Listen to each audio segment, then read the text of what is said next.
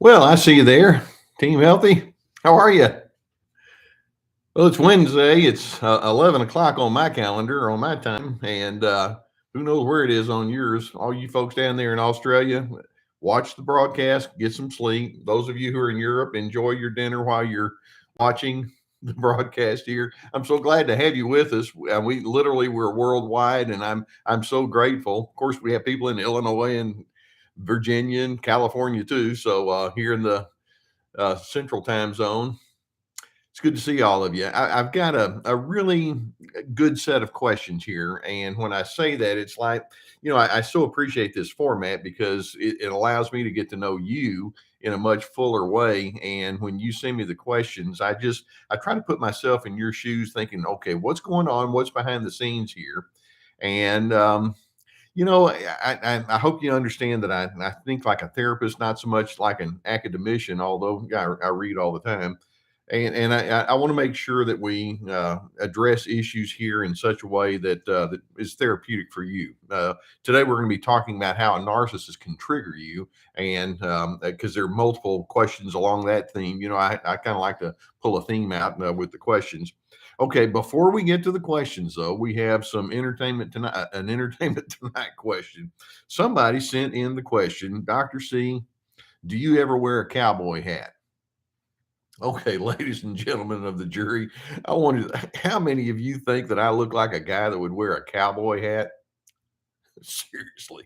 Okay, I live in Waco, Texas. I have my chaps on right now, my cowboy boots and spurs, and horse out in the front, tied to one of those posts. Not. I'm not a cowboy. I drive a Subaru. I don't even drive a pickup. So no. But you asked the question, there's the answer. Okay. Let's talk about how narcissists can trigger you because I know that this is something that anyone that has ongoing engagement with that narcissistic person, they have to deal with it because narcissists are manipulators. One of the things they want to do is they want to keep an upper hand over you. And one of the ways that they want to keep an upper hand over you is from time to time, they'll set up scenarios to trigger you and make you look foolish. They like that. And it's their way of convincing themselves, if no one else, see, I'm not so bad because look at you. Look how awful you are. And that's what they do. And so we have multiple questions here that go into this kind of space. And it's so important for you to realize what the game is because I know there are times when you will get triggered. And before you know it, you give that narcissistic person the very ammo that they're looking, and they're just putting those bullets in their gun at that point. So they got something to shoot back at you. We're not going to let that happen. Okay. Now, you may recall that a couple of weeks or so, I can't remember exactly the date on it, that I put out a video on reactive abuse, and much of that has to do with our overall theme here about getting triggered. When we talk about reactive abuse, and I'm a bit uncomfortable with that term because um, the narcissist can initiate abusive behavior, and then the person on the receiving end of it can come back with a very strong harsh response there, and that's what we refer to with as reactive abuse. So you can come back with inappropriate behavior on your side, but it's set up by that person who's highly narcissistic, and it's the ultimate gotcha game. Okay, so this person asked the question, can a person be reactively abusive to the narcissist abuse, but can they be trusted not to be abusive in a different relationship? Now, the answer is yes. Let's keep in mind that when you are triggered by a narcissist, and by the way, in that video, I started off with the illustration of a highly narcissistic father whose adult daughter was visiting at their home, and he had a deep history of being a rager and harsh and critical and negative and couldn't please anybody and ruled the family with an iron fist, and everybody walked on eggshells around him. And the illustration was that he wound up becoming angry with this adult daughter, gets right into her face and is screaming at her and spit's coming out and all the rest. And in the midst of all of that, she slapped him. That's the reactive abuse. And then someone in the family heard all of it and wound up calling the police. And then the police came and arrested her because she actually physically touched him. And then he had the ultimate gotcha. And then the whole family came in to see me. This is quite a number of years ago now, but that's a really strong illustration of what reactive abuse is. So this person asked the question, can a person have that kind of reactive abuse toward that highly narcissistic person in your family, but not necessarily with other individuals? Can they be trusted with other individuals? And the answer is yes, that can happen. Now, here's where I think we have to just have just kind of an honesty approach here.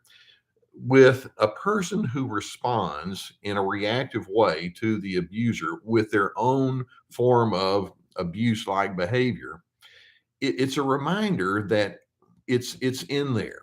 Okay, the proclivity, the possibility, the potential is inside you. And it's rather humbling to have to acknowledge and recognize that, but it is. Now, most of us, when we're on team healthy, when we're trying to do our very best to be appropriate, can see that inclination and can say, you know what? I know that that potential is in there, and I want to take every precaution to make sure that it doesn't come out. For example, whenever I would teach all of my anger workshops, and by the way, I have a new webinar coming up. It's going to be live on September 20th about a narcissist anger and your calm confidence. And so keep your ear out for that one. If you're not already on our email list, go ahead and get on that and you'll get all the information. But when I was teaching all of my anger workshops, one of the things that I would talk about is you have to be aware of your own inclination toward anger. We all have that. And that being the case, when a narcissist comes at you in their goading kind of way, it's like they have a stick and they're poking you in the ribs. You have to learn what your best response is going to be, and you have to have a certain anticipation upstairs about what that might be. The problem with this reactive type of abuse is that sometimes you just don't see it coming. And it can happen so quickly. It's like a flood that just comes out of nowhere. And before you know it, you're swept into it. And so you really need to be aware of who that person is that could potentially trigger you and have some parameters already set into place. Now, in this case that I'm talking about, it was a father-daughter relationship. It might be someone at work. It might be someone in your extended family or someone in your social circle that just kind of gets under your skin. One of the things you'll have to do is to rehearse in your mind, not if, but when that person is inappropriate or says the wrong thing or is accusing or yelling or sarcastic toward me, what's my game plan? And you want to try to rehearse. Now, what you can do if you want, you can respond to insult for insult. You can do that. You can respond to evil with evil. You can do that. What do you think? It's not a good option. It's an option, but not a good one. Or what you can do is you can think, I've got to maintain my composure because I do not want to give that person ammunition.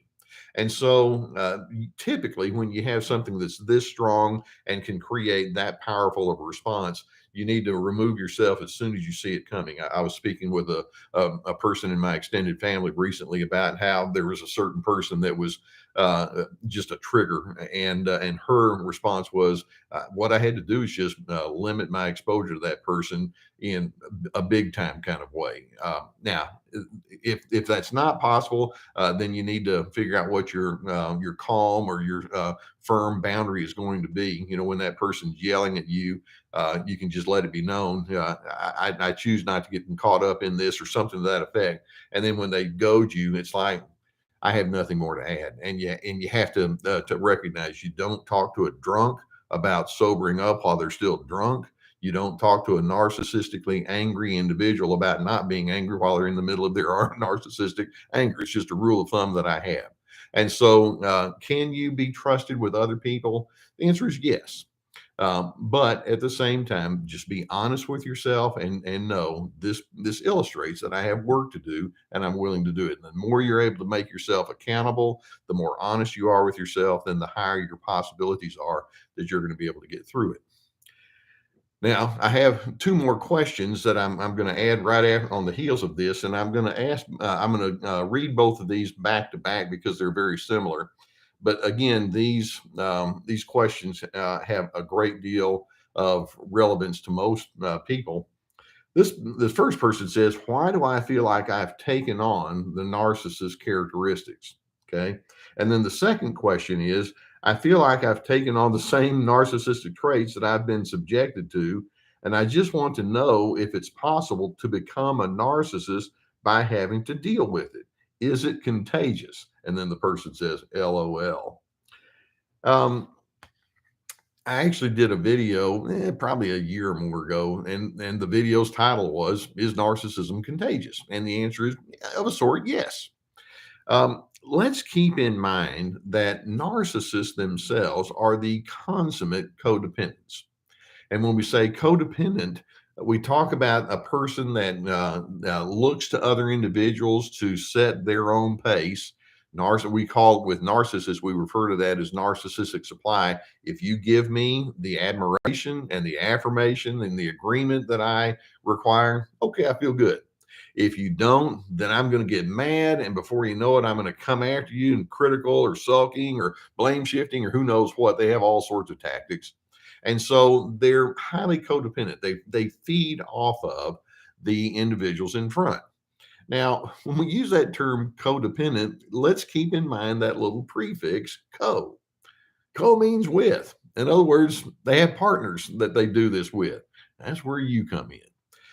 Now, one of the things that narcissists in their own codependency want to do is they want you to play the game with them. And then when you start playing the game, they'll flip it back onto you. Two of their favorite tactics that they use in their codependency, and this is where you ask, well, do I wind up being narcissistic myself? Two of their favorite tactics are blame shifting and projection. Okay, the blame shifting, whenever there's a problem, then they're going to come back around and say, yeah, we have a problem. You and I, we have a problem. The problem is you. And let me tell you what it is. And before you know it, you can go into your defensive posture. And let's just pause right there. When you become defensive, are you at your best in that moment? Now, there are times when it's reasonable to defend yourself and say, you got it wrong, or here's what happened. But let's keep in mind, we're not dealing with reasonable people when we're talking about narcissists. So it's reasonable to defend yourself and give an explanation once. Notice your tone of voice, by the way. You don't want to get into shouting and screaming. And then when it's clear at that point that the narcissist isn't buying whatever it is you're trying to say, that's when you know they're trying to pull you into that codependent pattern. Or, like I said, that's the blame shifting and also the projection. What they'll another of their favorite tactics is they'll see in you what they don't want to deal with on the inside of themselves. So let's say you have a disagreement or something didn't go well, and that narcissist says something like, "You are so critical." Okay, typically something like that is a projection. They see in you what they don't want to confess about themselves. Actually, what they're saying is, I have a problem with criticism, but let's set that aside and let's talk about yours. And so that's what projection is. And so they are masters at that. And then when you come along and you start saying, "No, I'm not," then they'll say, "See, you're doing it right now." And then they get you in there. And so, can you take on narcissistic characteristics? And the answer is, or at least for the narcissist, they're thinking, I sure hope so. Because one of the other ingredients that we know that goes side by side with narcissism is they don't want to take responsibility. They want you to take responsibility for who they are. And so if they can make you have to act correct so that they feel good, and they can make you look foolish so that they can walk away saying, see, I'm the better person in this room, then they're more than happy. So when we talk about narcissists triggering people, I mean, here we are just a few minutes into our live feed today, and it's like, oh, they're so good at this. They're master manipulators. And sometimes This is such a natural tendency that they have that it just comes without them hardly even planning for it. They just do it. So the question is narcissism contagious? The answer is, well, it certainly can be, unless you predetermine. I know in my mind who I want to be. And I know, for example, I'll just make it personal. In my world, there can be certain individuals that I might engage with, and it's like, I think they have some of the tendencies. And when they do, then I want to plan in advance when I'm with person A or group B or whatever it is. Who do I want to be in those moments? And one of the things that I like to get people to do is, if you need to, just keep a little journal and jot down your vulnerable moments. When I'm around a critical person, or when I'm in the presence of someone who's highly bossy, or when I'm with somebody that's stubborn or passive aggressive, what are my inclinations? And write it down, and write down your vulnerabilities. Then beyond that, you want to go and ask, well, now, what are my responses, potential responses that are non-narcissistic? Write that down. And then you kind of, it's your way of trying to rehearse in advance who you want to be and how you want to manage yourself. Way back when I was in graduate school, one of the things our professors would make us do is they would have us write what they called position papers. And I might write a dozen or 14 position papers per semester on something. And they would give us a topic. And then I'd have to say, okay, here's my position on this, or these are my thoughts on that, or here's how I would manage this. And it forced you to think, so that eventually they give you enough of these topics or scenarios to think about. And sometimes they made it real personal when you're spoken to in this way. How are you going to manage it? Over a while, it kind of gets in your head. Okay, I'm thinking this through in advance, and then when it does happen, it's like, aha, this is what we were talking about. And so, can it be contagious? Yes. Can you get sucked into their codependent games? Yes. Do you have to get pulled in so that you wind up becoming just like them? No, you don't have to. The possibility is there, but more and more as you rehearse about who you're going to be and how you want to define yourself, then you can break free of that. And by the way, all of this is the foundation of what we refer to as relationship boundaries. It's all about you defining yourself and then determining who you're going to be in certain scenarios. That's what boundaries is all about. Okay. All right. I have another question here, and I just felt, sometimes you just kind of have this sense that this person was writing this down with a good deal of pain. Okay. And I want to get into it. And then actually, there's another one that is not too far off. So hear this one out. It'll take me a minute just to read it. This person says, one thing that has come up with at least a couple of narcissists, not just one, is a demand that I must show them compassion. This usually appears in an attack in which the narcissist is claiming that I'm not being compassionate after their verbal abuse. It's almost like they know this and will go straight to the heart and have me questioning my goodness. The bottom line is that the narcissists in my life have always had me questioning my goodness. I know that compassion does not come on demand, but I wonder if you might talk about how the narcissist will use your goodness against you. And as I was reading this, okay, when this person's talking about compassion, it's like, yeah, you're probably a pretty strongly empathic person. That's probably something that's very important. And so the narcissist, when she uses the word abuse, I don't know how strong of a word that behavior she's referring to, whether it's just being criticized or being yelled at or being, sabotaged and who knows what kind of activity that you were planning. But when you're on the receiving end of that, and it's like, you're not a very nice person, are you? There's something wrong with your character. You used to be a compassionate person, but now you're not. I used to count on you to show understanding, but I don't think that's in you anymore. And what they'll do, just like she was asking, they'll pick up on your most prized characteristics and say, it's phony. It's not real. Now, when that happens, and we go back to our overall arching theme here today, being triggered, You are being played, plain and simple. That is gaslighting deluxe. That's a PhD level gaslighter, and they are messing with you big time. Gaslighting is all about them making you doubt the validity of who you are and what you perceive.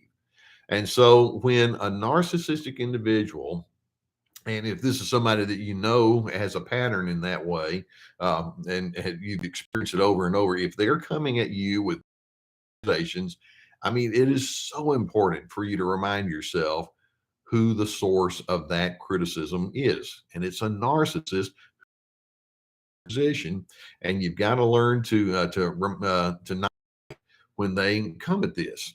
And so, might the narcissist use your goodness against you? It's like, oh yeah, for example, let's say that you have strong religious or moral values. And so you say something or do something, and they'll just say, you want everybody to think that you're just this really clean cut person, and they'll mock you and ridicule you.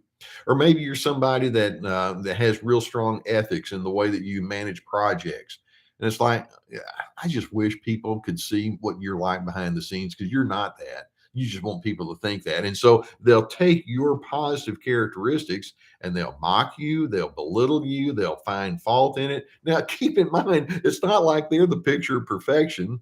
I mean, this is the consummate, the pot calling the kettle black. But they kind of overlook that. It's too inconvenient, but true for them. But that's how they operate. So the question for you to ask is, well, what do I think about me? Am I a compassionate person? Am I a good person? And if they demand that I have to start acting that way, you know what? Sometimes the best you can come up with is bland and neutral. It's like, well, I went out and I wasn't compassionate, but I didn't go into my anger mode, and I was ahead of the game when I do that. Uh, let's not just pick on one characteristic and say you must be compassionate. Well, there are other characteristics too. How about self-preserving or discerning? Or sometimes you just have to know when not to speak, and you've gained a victory there.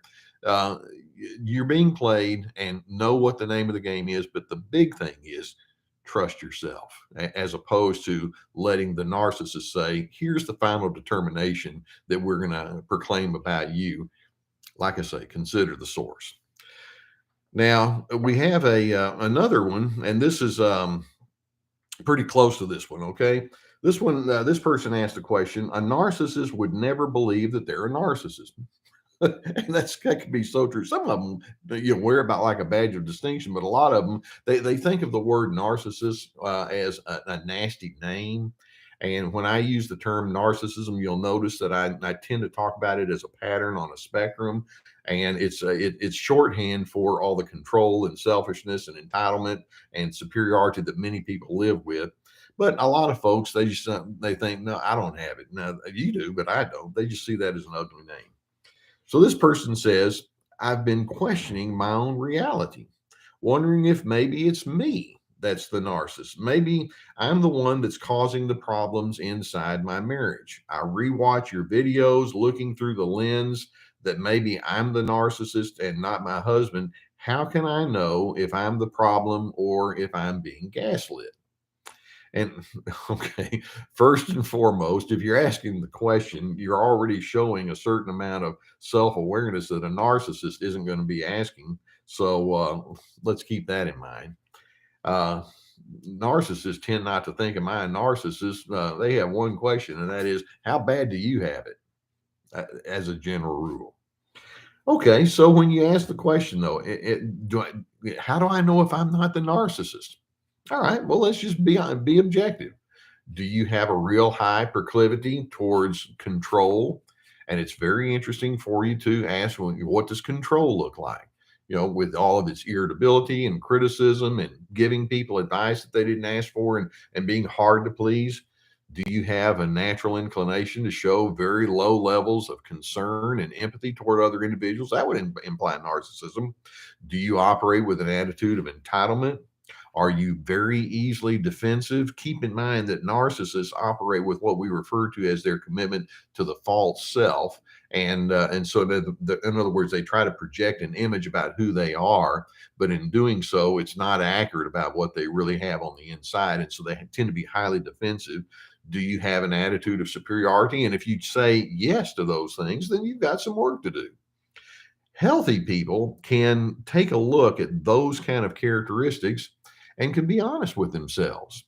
And they can say, in the moments when I might have an inclination toward that, I can say I have an inclination towards that. And then the next thing is they'll say, therefore, I'm going to do something that's a better alternative. And they do it. They don't just theorize about it, they just do it. Now, the difference there is the narcissist, they don't want to admit it in the first place. And if they take checklists, they tend to give themselves real high scores on the positive stuff. They're not honest. They're not self-aware, and they don't keep it contained. And so just be honest with yourself on that. And in doing so, I'm hoping that you can stay clear from some of these hooks that they try to throw at you, because that's how they try to trigger you. That's how they try to get you to feel poorly about who you are. And so self-trust, self-honesty is going to be such a crucial characteristic for you to maintain. And this next one, and this is another one. There's not going to be an excellent answer to this, but there's going to be an answer to this. Okay. This person asked the question, how do you leave a narcissist without being verbally, mentally, and emotionally abused? Okay. I wonder if some of you already know what the answer is. You can't change what a narcissist thinks. You can't change how they act. You can't change how they will speak about you. And so, how do you leave? And the tacit question is, and control the narcissist's attitude toward you while you're leaving. You can't. The reason you're leaving, I'm assuming, is because they verbally and mentally and emotionally abuse you.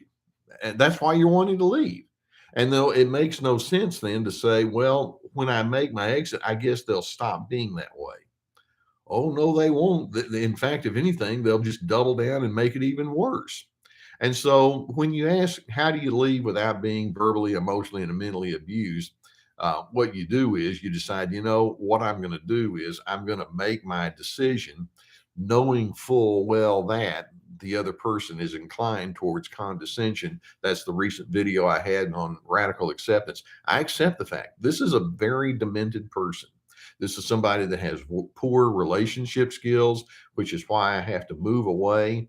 And then when they come at you with more, rather than thinking, I just wish they'd quit, stop wishing, because it's a pipe dream, and recognize they're doing it again. I see it. This is why I'm leaving, and know that they'll continue being abusive. And then eventually, when you are off the scene, they'll go on to the next person. They'll spew their own garbage at that next person too. And so it's of vital importance for you to realize that when a narcissistic individual is coming at you with all of this vitriol, it's not about you. What it says is they're carrying vitriol inside. In other words, they're carrying bitterness and a negative and harsh and pessimistic view of the world in general. And if it's not you, then it's going to be the next person. It's what they do. And so you don't want to take your cues about your core value and your core dignity from that tormented, chaotic individual. So how do you leave without it? Well, you just leave, knowing that it's going to be there, but then also knowing that you're not going to expose yourself physically to it anymore. Good for you, and you practice your own self-preservation. Now, another question that's not too far off from that one. This person asked, well, is a narcissist mean behavior their way of trying to test your loyalty? And my answer is sort of, yeah. Why don't we just take it for what it is? They're just mean. But is the narcissist mean behavior their way of testing your loyalty? And then this person gives the illustration. The narcissist may be thinking, how far can I go with you? And then this person says, I'm just dealing with raw, unadulterated, childish immaturity. That summarizes it, doesn't it? Raw, yes. Unadulterated, in other words, unfiltered, yes. Childish, yeah. Not to insult a child. Immaturity, yeah. Narcissists can be bullies. Narcissists can have a very poor filter system. But instead of saying I'm a bully and I have a poor filter system and I'm raw, I'm unadulterated, I'm childish, and I'm immature, what they do is they think, well, I'm just going to let it out. So is their meanness a test of loyalty? Maybe, because they can come back and they can say, "Yeah, after all the nice things I've done for you, look at how you've done me." And so they'll turn around and make themselves the victims because that's what they do. They're good at that. But I just see that as just being part of their overall manipulative, and as you mentioned here, their highly immature, insecure way of dealing with things. But they've kind of determined, well, if they can be blustery and loud and pushy, then somehow that makes them the victim. Do you see how twisted their thinking is? I mean, when you slow down and try to break down their reasoning, and you look behind the scenes there, it's like there is no reasoning here. That's right. And it's like, right, exactly, which is why consider the source and move forward. Okay, this next person. And as I read this one, I want you to think of the form of anger that this represents. Okay. This next person says, do narcissists enjoy tormenting you by giving you gifts you don't want and telling lies? Okay, class, what kind of anger are we talking about here? Okay, oh, I see several of you. All right, passive aggressive. That's exactly what it is. Um, I was just speaking with another woman recently, and she was talking about how she wanted a particular gift, and the person in her family that was giving the gift got it for her, and it was a really, really cheap and next to worthless version of what she had really hoped for. And, but the gift giver could say, "I gave you what you wanted," and then if you're disappointed, it's like, "Well, what's wrong with you?" It's like, "Oh, I don't know.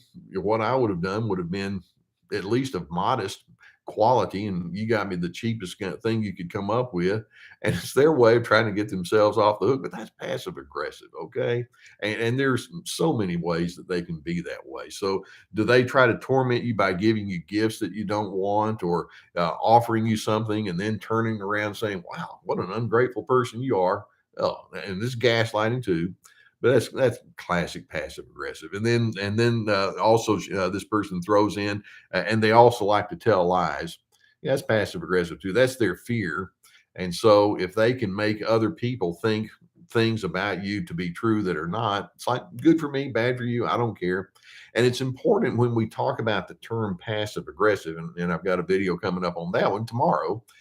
Um, we tend to focus on the passive side of that term, but it's also aggressive. Aggressive means I'm trying to give you punishment. I'm trying to give you pain. And in fact, when I see you in pain, good for me. That's how they think. And so when we talk about being triggered, they have so many tricks in their little bag that they'll pull out. And the passive aggressive, um, you know, cheapo kind of stuff here that we're talking about, that's one of their tricks inside their bag. Okay. All right. This one. Dr. C, can you talk about how to overcome feelings of shame and being a burden for bringing up my feelings and struggles after having been in a long term narcissistic family, and how to overcome this? So, apparently, this is someone who is trying to talk about some of his or her hurts after having been in a very difficult relationship. And it's like, well, I don't want to come across as somebody that's just wallowing in my shame or wallowing in my burdens. I feel like I'm, just putting that kind of the thing out with people that I'm sharing with. And sure enough, it's very important if you have been on the receiving end of very inappropriate behavior. It's good to have somebody that you can talk things over with.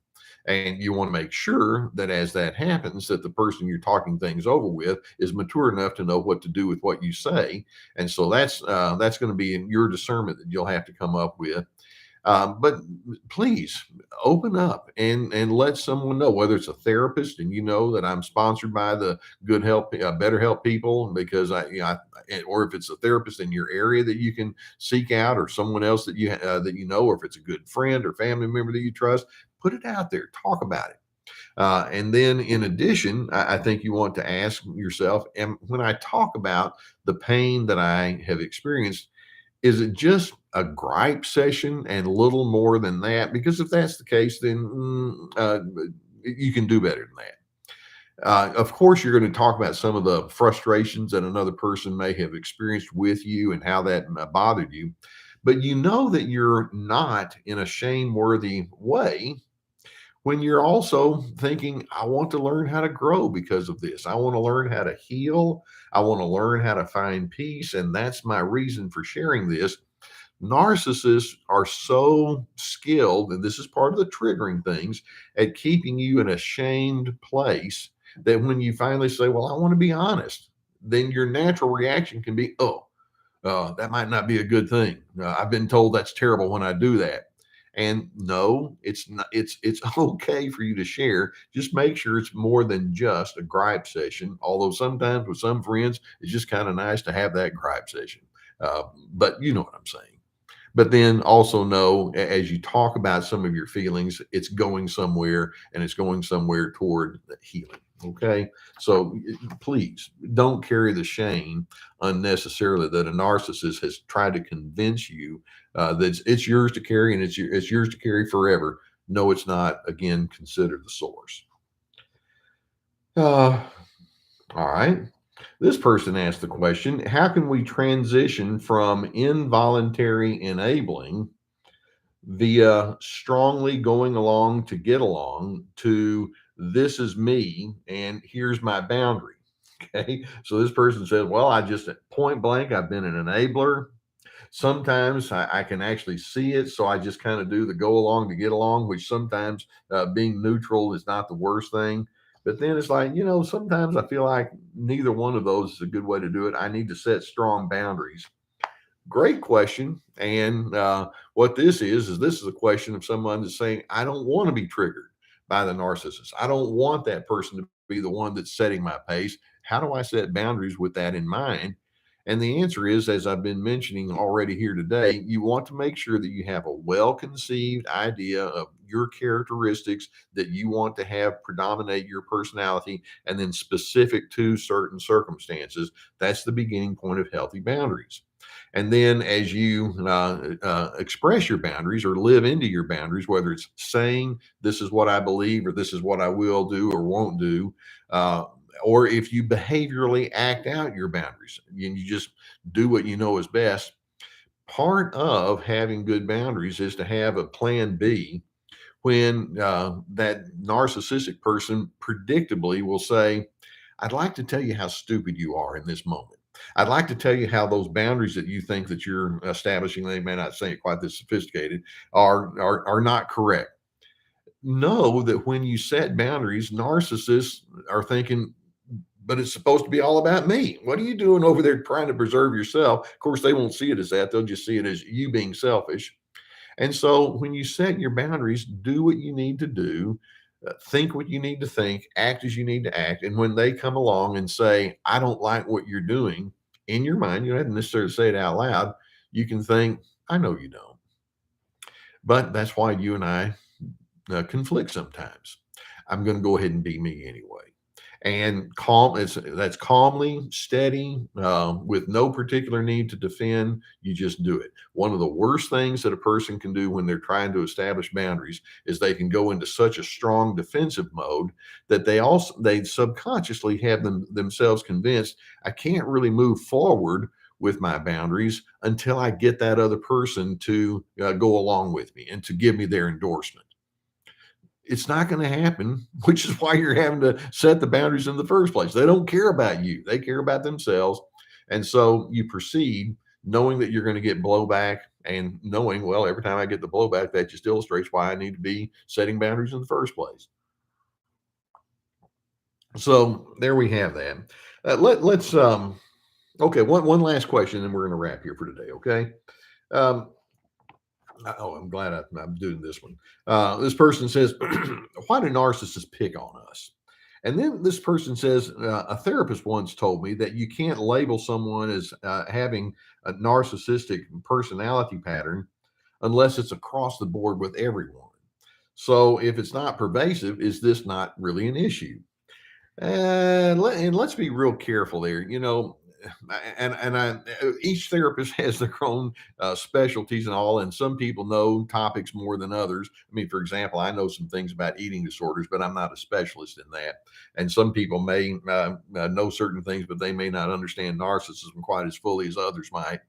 To say that if the narcissist is not doing it to everyone, then that probably indicates that they're not there. That's a false statement. Because keep in mind that narcissists pick and choose their people that they're going to put it on to, and they're constantly living behind a false self. One of the defining ingredients of narcissism is the ability to create positive impressions, even though it's not consistent with what's going on inside. And so to say that if a person is truly narcissistic, they're that way pretty much across the board with everybody is not true. You have different levels of connection. You have different levels of accountability with different individuals. And so, if you're living with someone, you're going to see the narcissist and they're going to relate with you in a much different way than if it's somebody that you work with. Or if you're working on a project that's a very extensive one, you're going to have a much different kind of perspective with that person than, let's say, if it's somebody that you're having drinks with on a Friday night, things like that. And so, because the circumstances can widely differ, if you have experienced somebody's highly narcissistic traits, but you don't see them doing it with others, it doesn't mean that you're just there's something defective about you, and you're just seeing what's there, and it's false. Trust yourself, and if you see the characteristics, it's like, well, I don't know what they're doing with other individuals. Here's my experience, and then set your boundaries there. And when the narcissist comes along and says, well, all I know is I get along with everybody else except you, that's a triggering kind of statement. It's like, and it's also gaslighting. And it's like, well, those other people haven't had the same experiences that I've had. And so if they come and live in my shoes for a while and then, have the same experiences as I do, maybe we can get back and talk. And so this is not something that's up to a popularity kind of contest. Just if you see it, if you experience it, then claim it for what it is and then make your adjustments accordingly. So we're going to close with the idea that you can see that narcissists have so many ways of trying to gaslight you and project and blame shifting and accusing, all trying to trigger you, and then they can come back and play that gotcha game. The more you're onto it, and then the more you can contrast their codependent games of control, counter control with your calm steadiness, I'm hoping you can say, I see your game. And today, anyway, I choose not to get sucked in. Tomorrow's a different story. I'll decide all over again. I hope it's the same way. Don't let them set your pace. All right, guys. I really appreciate it when you allow me to be on your journey with you. I think you know that that's my heart, and I'm so encouraged when I see you encouraging each other, and I read your comments, and I know that you're taking your growth seriously. Thanks for letting me be part of your journey. I hope the rest of this week goes well for you. And I've had to leave some questions on the table, and I know more questions are going to be coming in. By the way, from those of you who are new, go ahead and put your questions underneath the video here, and I'll pick up on them. And then next week, we're going to wind it up and do it again, and we're going to see what kind of questions you have. And I'm honored that you would allow me to take this format with you. All right, I shall see you next time. Team Healthy, stay calm, and have peace.